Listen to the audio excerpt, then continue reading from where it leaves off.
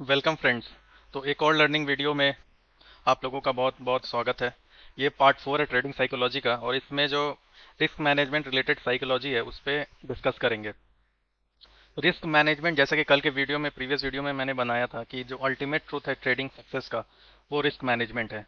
वो ना ही कोई स्ट्रैटेजी है, ना कुछ इंडिकेटर बेस्ड सिस्टम है, ना ही कुछ only price action based system है, but ultimately it's all about risk management.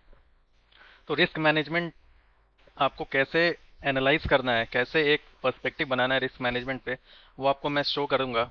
उसके लिए मैंने एक एक्सेल शीट भी बनाया है जो एक एजम्पशन पे बेस्ड है, बट मोर और लेस मार्केट में आप वो सिनेरियो आप फेस करोगे ही। तो थोड़ा सा वेरिएशन हो सकता है, बट आप उस एक्सेल शीट के पीछे जो कॉन्सेप्ट है उस पर ध्यान देना rather देन एग्जैक्ट वैल्यूज पे। तो आपको रिस्क मैनेजमेंट पे बिल्कुल ही एक नया पर्सपेक्टिव मिलेगा।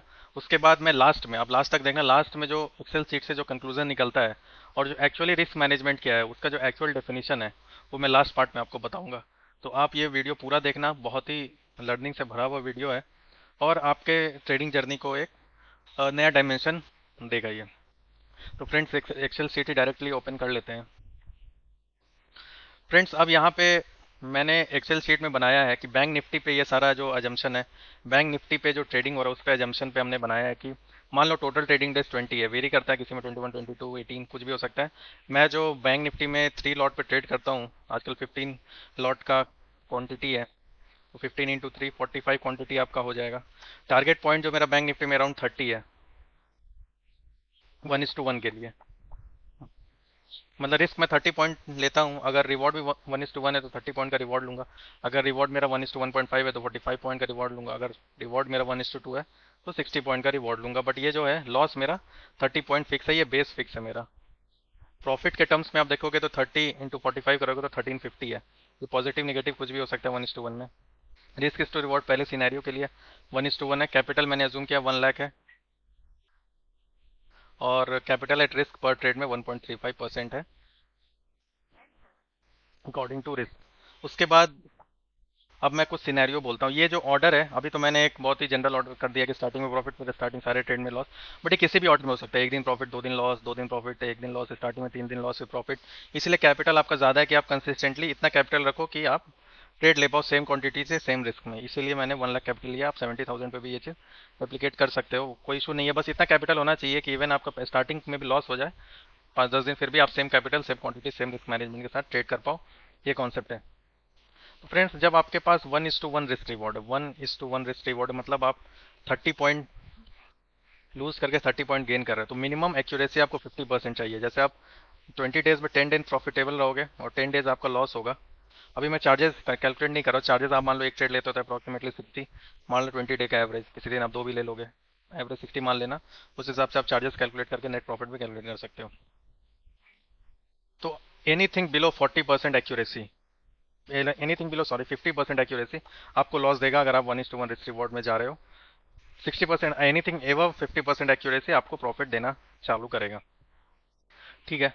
बट इसमें इशू क्या है कि इनिशियल लेवल पे जब हम ट्रेडिंग स्टार्ट करें, फर्स्ट ईयर ऑफ ट्रेडिंग में, एक्यूरेसी आप 70-80% नहीं ला सकते हो।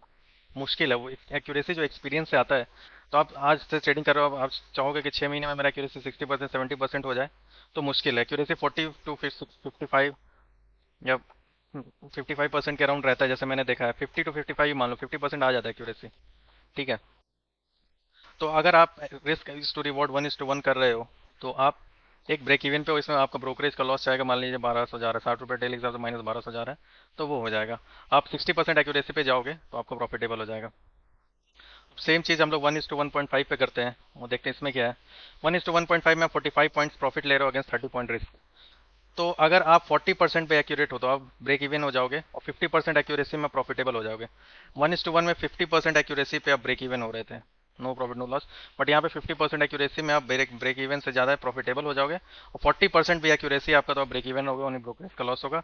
और अगर आप फ्री ब्रोकर में जाते हो तो आपका वो भी थोड़ा लॉस कम हो जाएगा। अब the game changer is 1.1:2 profit ratio. इसमें है कि आप 40% एक्यूरेट भी रहोगे तो आप प्रॉफिटेबल रहोगे आप, और 30% एक्यूरेसी पे भी आपको बस एक दिन और प्रॉफिट चाहिए, आप प्रॉफिट मतलब ब्रेक इवन कर दोगे। मतलब यानी 35% भी एक्यूरेट हो या 36%, तो आप प्रॉफिट ब्रेक इवन पे आ जाओगे।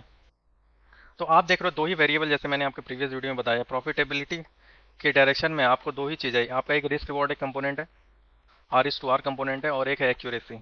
अब इसी दोनों का प्ले है रिस्क मैनेजमेंट में। अगर आपका एक्यूरेसी कम है तो आपको एक बेटर रिस्क रिवॉर्ड 1:1 मिनिमम होना ही चाहिए, और आप उससे ज़्यादा रिस्क 1:1.5, 1:1.2, 1:3, 1:4, इस तरह का अगर आप रिस्क रिवॉर्ड रखोगे तो आप एक प्रॉफिटेबल ट्रेडर बन जाओगे।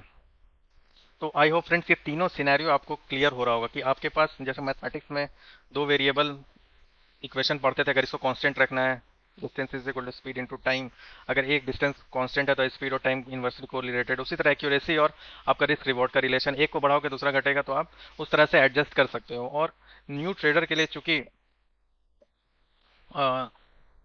हाईली एक्यूरेट बनना मुश्किल है स्टार्टिंग में, तो बेटर रिस्क रिवॉर्ड पे ट्राई करना चाहिए। अब वो आपके कैपिटल के अकॉर्डिंग होगा। अगर आप रिस्क 1:1 के लिए रिस्क पॉइंट 20 ले रहे हो, तो 20 पॉइंट्स का रिस्क, तो 1:1 20 पॉइंट्स अगेन, 1:2 में 40 पॉइंट्स अगेन। तो ये आपको अपने हिसाब से एडजस्ट करना पड़ेगा कि आप रिस्क रिवॉर्ड कितना रिस्क ले रहे हो, उसके according up to 1:1, 1:1.5, 1:2। I hope friends ये जो बहुत सिंपल चीज़ है, इसमें कुछ कॉम्प्लेक्स चीज़ नहीं है, बट डिमॉन्स्ट्रेट करके आप खुद भी देखोगे तो आपको लगेगा कि बात तो सही है, फिर भी हम लॉस में क्यों हैं। फिर भी हम लॉस में इसीलिए हैं क्योंकि प्रॉफिट हमारा मान लो 1350 का हमने रखा है टारगेट, प्रॉफिट हमारा 800 होता है, फिर जाके वो -400 होता है, फिर आके वो 750 होता है, तो हम 750 में बुक कर लेते हैं, उसके बाद भले वो 2000 चला जाए। तो हम जो 1:1, लेकिन लॉस जिस दिन होगा उस दिन पूरा वेट करते हैं, यार यहाँ से घूम जाएगा, 800 लॉस होता रहे, 800 लॉस से घूम जाएगा, 1100 से घूम जाएगा, 1200 से घूम जाएगा। तो लॉस तो हम पूरा ले लेते हैं, लेकिन प्रॉफिट लेने में या 1100 पे बुक कर लेंगे, या 1000 पे बुक कर लेंगे, कभी 900 पे बुक कर लेंगे, कभी एग्जैक्ट जाएंगे। तो ये जो छोटा सा मिस्टेक हम कर रहे हैं, कोई बड़ा मिस्टेक नहीं है, वो अगर हम डिसिप्लिन से फॉलो करें तो हमारा जो रिस्क मैनेजमेंट का एक पर्सपेक्टिव और जो रिजल्ट है वो बिल्कुल चेंज हो जाएगा। अब जैसा कि फ्रेंड्स मैंने रिस्क मैनेजमेंट पे पूरा एक्सेल शीट का ज्ञान दे दिया, तो अल्टीमेटली रिस्क मैनेजमेंट किन चीज़ों पे बॉयल डाउन करता है उस पर भी थोड़ा नोट कर लेते हैं। बहुत सिंपल चीज़ है, सिंपल चीज़ है, बट आप पिन पॉइंटेड अप्रोच में आपको कोई बोलेगा तो आप बहुत अच्छे से उसको रियलाइज़ करोगे और एक्सेप्ट करोगे। तो यहाँ पे मैंने एक छोटा सा राइटअप बना के रखा है। आपके कंट्रोल में क्या है, जो वेरिएबल ट्रेडिंग में आपके कंट्रोल में आपका एंट्री है, आपके कंट्रोल में आपका लॉस है, इस केस में -1350 या 30 पॉइंट। आपके कंट्रोल में आपका एग्जिट है, क्या आप एग्जिट 1:1 पे कर रहे हो, क्या आप एग्जिट 1:1.5 पे कर रहे हो, क्या 1:2 पे कर रहे हो। यही तीनों कंपोनेंट जो है वो रिस्क मैनेजमेंट पे। और एक और कंपोनेंट मेरे से मिस हो गया है, वो भी मैं ऐड कर देता हूँ, वो भी एक आखिरी में ऐड कर देता हूँ, बहुत इंपॉर्टेंट कंपोनेंट है, क्वांटिटी।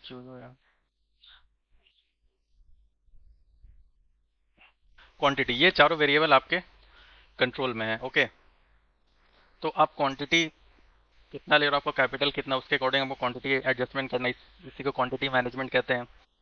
इन ये चारों वेरिएबल आपका रिस्क, ये जो चारों का रिलेशन है, ये चारों को कैसे मैनेज करते हो, यही आपका रिस्क मैनेजमेंट, और कुछ भी नहीं है रिस्क मैनेजमेंट।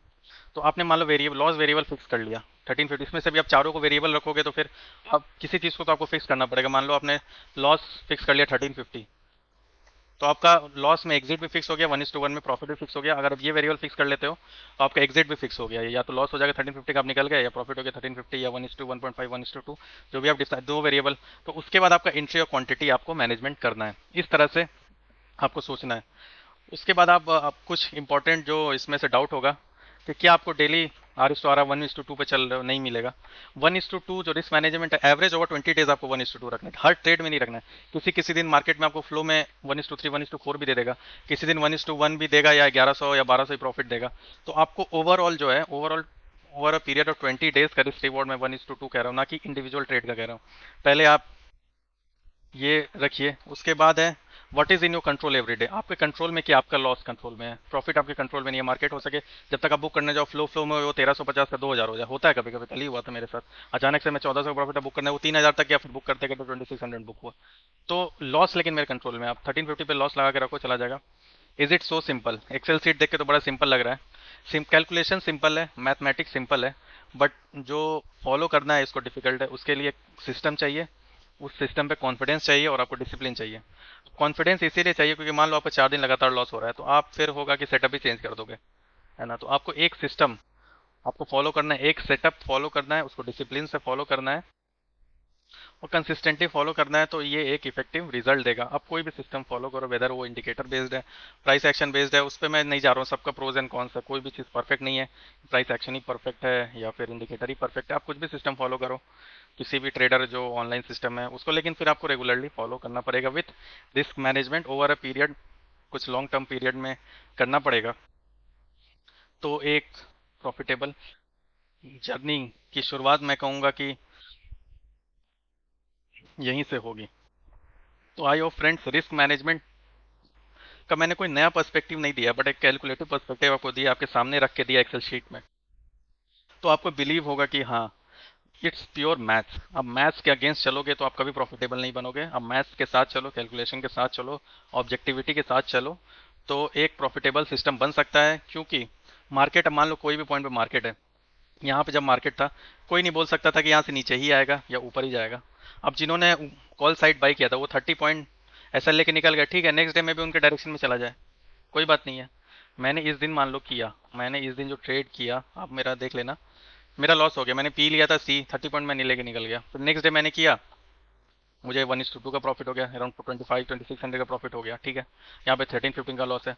ओवरऑल मैं रहा प्रॉफिट में, लेकिन यहीं पे अगर मैं निकलता नहीं, मैं 3,000 या 4,000 का लॉस ले लेता, फिर इस दिन मुझे 1:2 भी प्रॉफिट होता तो कोई मतलब नहीं है, ओवरऑल में लॉस में चल रहा होता है। यही एक छोटी सी बात है, ओवर ट्रेडिंग आप अवॉइड करो, रिस्क मैनेजमेंट फॉलो करो, और दिन भर ट्रेडिंग करने से पैसा नहीं बनता है। एक परफेक्ट ट्रेड लो, मॉर्निंग में लो, आफ्टरनून में लो, 1-2 घंटा काफ़ी है मार्केट में देने के लिए, दिन भर स्क्रीन के सामने नहीं बैठना है।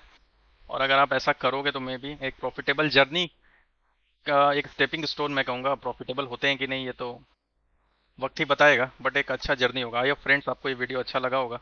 तो ये वीडियो यहीं एंड करते हैं, और अच्छा लगे तो कमेंट ज़रूर कीजिएगा। Thank you.